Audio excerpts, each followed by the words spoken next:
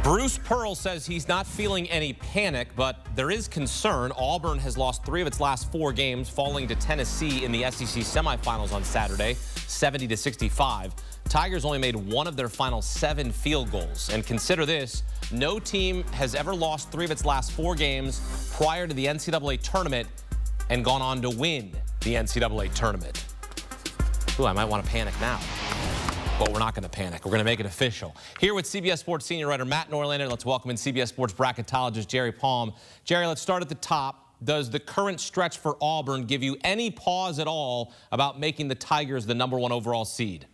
No, not at all. They've had an overwhelming resume for that spot almost the entire season, and it was so overwhelming that they can lose 3 of their last 4 games, all of which were good losses because it's that league, and almost every loss in that league is a good loss, and still maintain a gap between them and the rest of the field in terms of the race for a #1 seed. So, no, I don't have any qualms at all about Auburn being the overall #1. 22-5 in quad 1 and quad 2 games.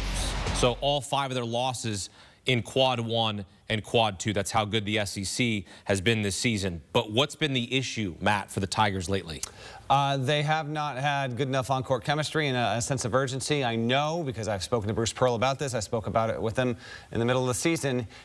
He was hopeful that his team would be able to approach each game knowing that they had the best resume in the sport and for a good stretch rated as the best team to continue to play with a real sense of urgency. They've lost some of that, although I will go back to what Pearl said in post-game on Saturday when he was kind of prompted, you know, how much panic or whatever do you have, and he doesn't have any. I do think Auburn, I think this is going to benefit the Tigers. They will enter into the NCAA tournament, I think, as ticked off as any team in the field.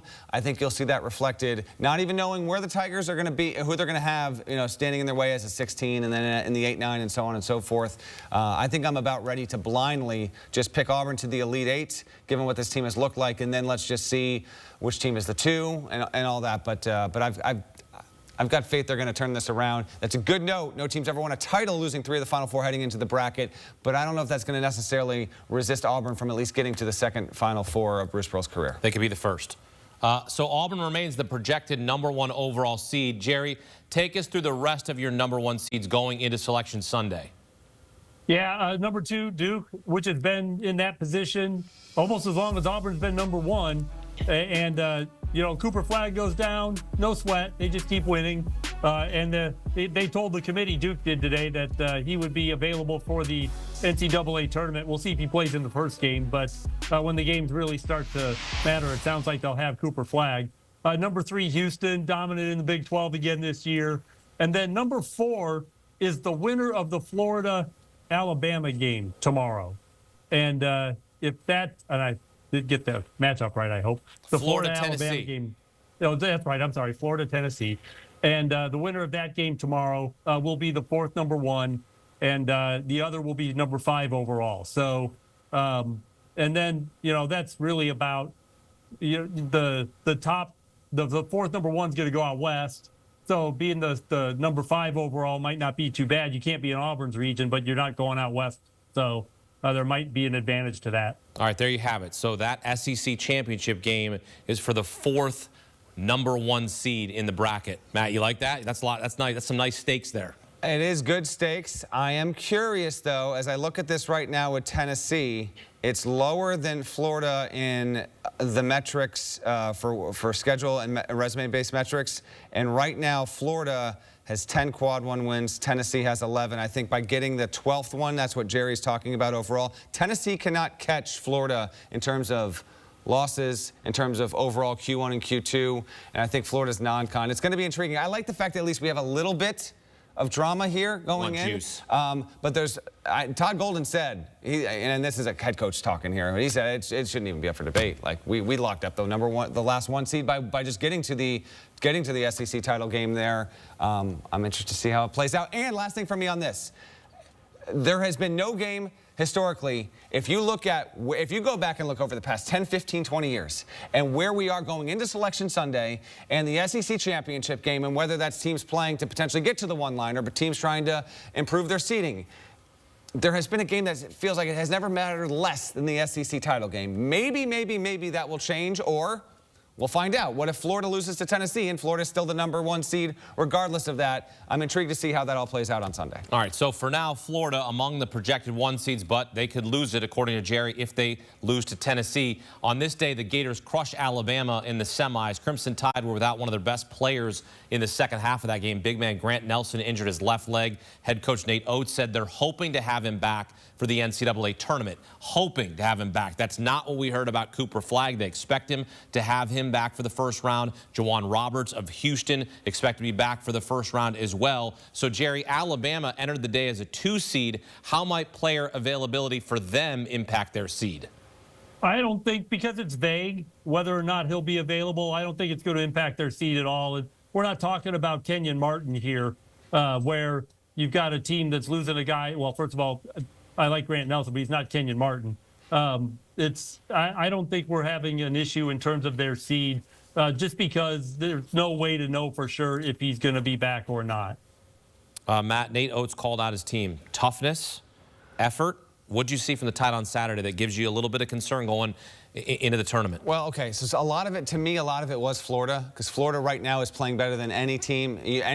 Houston, Duke, go on down the list. There's no team that is playing better right now than Florida. So a lot of it was what the Gators did. And if you watch that, they were just taking advantage on the defensive end and transition and all of that. For Alabama, they've got to find just more. They've got to find more teamwork on the defensive end and figure out a way to find resistance against the high-end teams. I still think that if Alabama gets out, we've seen what it can do against some of the best teams in the country, but they do enter, and personally, as someone who just loves the tournament and loves to see how these teams fall, they enter the tournament as a really intriguing team to me, because I could see them making a run to the national championship game with how good they are on offense, how many points they can score, but I also see them as being a team that could be vulnerable to getting picked off early. Obviously, the Tide a year ago made it to the Final Four before running into the best team in the sport last season in UConn. We'll see where they fall. And speaking of Alabama, Florida, Tennessee, Auburn, all this, just keep in mind, we're heading toward a situation here where it looks like 13 SEC teams are almost a given, right? And then we wait on Texas and whatever is happening there. But the committee is going to have a lot of interesting places to put these teams, and they've got bracketing principles, and some of them will have to be relaxed because there's so many teams from one league. So just keep an eye on that as well. If teams have met 3 times, they can't meet before the Elite Eight. That's not going to change. But teams that have met twice might wind up playing each other earlier than they typically would, and that's because of conference expansion and how many bids the SEC has in the field. Alabama will not be sweating on Sunday, but there are plenty of other teams who will be. Jerry, take us through your last 4 in and your first 4 out heading into Selection Sunday. Yeah, the last 4 in, as of right now, West Virginia, Indiana, San Diego State, and Boise State after the loss today. Xavier, Texas, North Carolina, Wake Forest, that's unchanged. None of those teams played. So we've got a potential bid stealer tomorrow in the American Conference. Memphis going for a championship. If they fail, one of those teams is coming off the list to make room for the American Conference champion. So there'll be some nervous people watching that game on Sunday afternoon. I'll tell you what, real quick, as we look at the screen, I love that Jerry has put West Virginia in the last 4 in. Not been a lot of buzz about that. You look at that resume, that's intriguing. I love that there. And Boise State, if Palm is indeed correct, good news for the Mountain West. Because Boise State and that resume, there was some debate over whether or not did Colorado State knock them out. In fact, Jerry's saying, San Diego State in a more tenuous position. Mountain West, anxious hours ahead on Selection Sunday. Selection Sunday upon us. Jerry, Palm, Matt Norlander here on CBS Sports HQ. It is one of the greatest days of the year, and we have got wall-to-wall coverage. The brackets will be unveiled beginning 6 Eastern on CBS. You can also watch the show streaming live on Paramount+. Then come back to CBS Sports HQ. We will help you fill out your bracket. And just for the record, we have predicted the last 2 national champions. Yes, it was UConn, but hey, we're 2-0. Let the madness begin.